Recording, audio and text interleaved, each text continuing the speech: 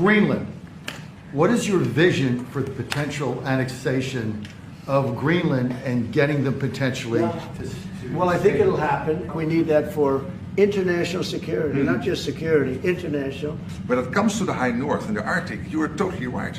The Chinese are now using these routes. We know that the Russians are rearming. We know we have a lack of icebreakers. And we know things are changing there, and we have to be there.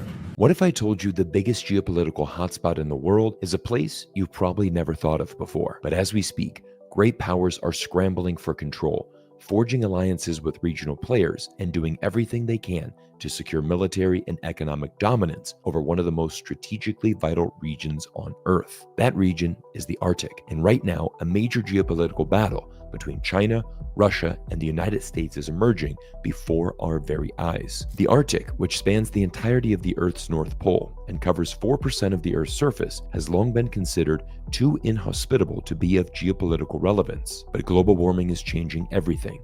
As ice sheets retreat year after year, two massive opportunities are opening up: vast, untapped deposits of natural resources and new maritime trade routes that were once completely unnavigable, routes that dramatically outperform traditional shipping corridors. And as history has shown time and time again, when a new strategic region emerges, the United States will do whatever it takes to dominate it. But this time is different. Unlike Iraq, Latin America, or any of the US interventions of the past 30 years, Washington is facing great power resistance. The Arctic has become a proving ground for the new multipolar world order, where US hegemony is no longer guaranteed and rival powers are staking their claims. The world is shifting, and historic great powers are waking up and returning to the stage. Russia, despite the West's best efforts to cripple it, is set to achieve all of its stated objectives in Ukraine while leaving Europe's economic growth in the dust. Meanwhile, China has cemented itself as the manufacturing superpower of the world, leading the high-tech sector and rapidly proving its military dominance. The Arctic is the next great fault line in this new world order. A region that was once frozen and forgotten is rapidly becoming the center of global competition. And in today's video, we're breaking down exactly what's at stake, who the major players are, and how this battle for the Arctic will shape the future of geopolitics. Stay tuned, because this is a story you don't want to miss. The Arctic region spans the territories of Canada, Denmark, Finland, Iceland, Norway, Russia, Sweden, and the United States. Historically, these nations never prioritized their Arctic claims, simply because the region's harsh conditions made it nearly irrelevant. But now, that's all changed. As the Arctic's vast economic and strategic potential has become undeniable, countries are scrambling to expand or solidify their territorial claims. This rush for influence led to the creation of the Arctic Council, a forum for Arctic bordering nations to coordinate on regional affairs. But if you take a look at the map of member states, you might notice a country that seems completely out of place: China. Despite being thousands of miles from the Arctic, China has aggressively pushed for involvement in Arctic diplomacy, even branding itself a near-Arctic state. It's a bold move, but one that makes perfect sense when you understand what's at stake. So why does China, and even countries like India, care so much about the Arctic? Because this isn't just some frozen wasteland. This region is emerging as one of the most strategically valuable in the world. The future of global manufacturing, energy security, and trade depends on three things: access to critical minerals, a steady energy supply, and fast, secure shipping lanes.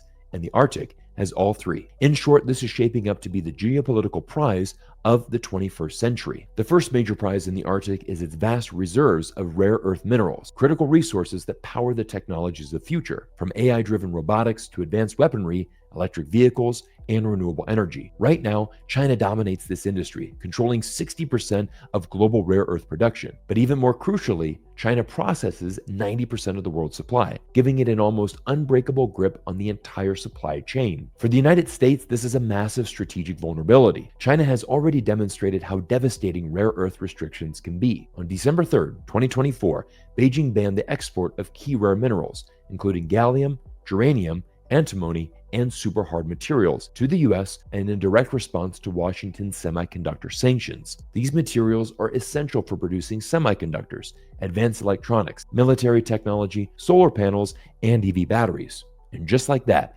American supply chains were thrown into chaos. The reality is, for many of these minerals, there simply isn't a viable alternative within US-friendly nations. Even when allied deposits exist, China has a near monopoly on the process to refine them, leaving America with sometimes literally no other choice, leading to skyrocketing prices. This is exactly why the Arctic, specifically Greenland, has become a top geopolitical target. Under its retreating ice sheets lies one of the world's largest untapped deposits of rare earth minerals, a potential game changer for breaking U.S. dependence on China's supply chains. And no one has fixated on this more than Donald Trump. Greenland, which in his mind was likely seen as nothing more than a frozen, barren landscape, suddenly became one of Trump's top strategic objectives. At his joint address to Congress, he made his ambitions clear. We need Greenland for national security and even international security, and we're working with everybody involved to try and get it. He even made a direct pitch to Greenlanders, promising, "We will keep you safe, we will make you rich, and together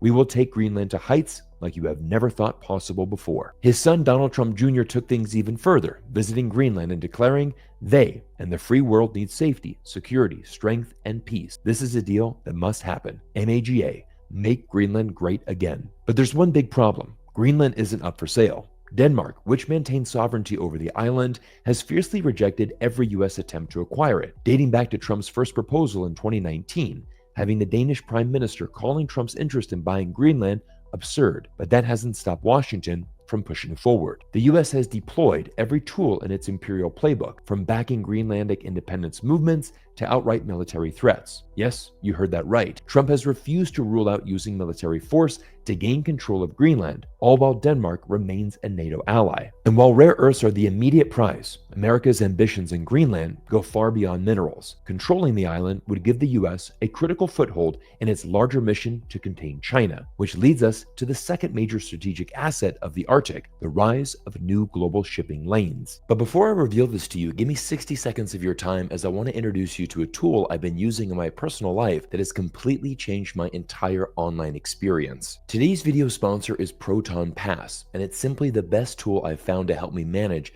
the enormous amount of online passwords and information I need to use every day. Before I found Proton Pass, I literally managed my online passwords in the notes section of my phone. This was not only unsafe and vulnerable to online hackers, but it's just incredibly inefficient. Now I simply remember one master password, and Proton Pass manages my entire online life by automatically filling them across my devices, helping me to never forget a password again and save time. Now, there are many password managers available, but here are 3 reasons why I personally chose Proton Pass. Number 1, unbreakable encryption. Proton Pass safeguards not just your passwords, but also sensitive login details, personal information, and confidential notes with end-to-end encryption, ensuring your most critical information remains secure from adversaries. Number 2, dark web. Proton Pass lets you receive immediate alerts if your personal information is compromised by a data leak on the dark web. And number 3, elite security features. With built-in 2-factor authentication, custom PIN protection, and Proton Sentinel's AI-powered threat detection, you stay ahead of cyber threats, even if a password is compromised. If you are still manually remembering, or even worse, writing down your passwords in 2025, it's time to upgrade your life. Simply visit proton.me/CyrusJansen to get 60% off the Pass Plus plan. Now, for most of human history, the Arctic was completely off limits for maritime trade, with thick ice sheets covering the region for the majority of the year. But with rising ocean temperatures, those ice sheets are retreating, revealing something that has been a dream for maritime navigators for centuries: a viable Arctic shipping route. This passage, which primarily runs through Russian and Canadian waters, is poised to revolutionize global trade by offering a dramatically shorter path between East Asia and Europe. Take China's shipping route to Europe as an example. Traditionally, Chinese vessels must navigate through the South China Sea, squeeze through the narrow Strait of Malacca, and then journey thousands of miles through the Indian Ocean and the Suez Canal before finally reaching European markets. The complete journey takes 30 to 40 days and traversing 20,000 kilometers or 12,400 miles. The Arctic route takes 20 to 25 days and is 14,000 kilometers or 8,700 miles long. This slashes this time by 10 to 15 days,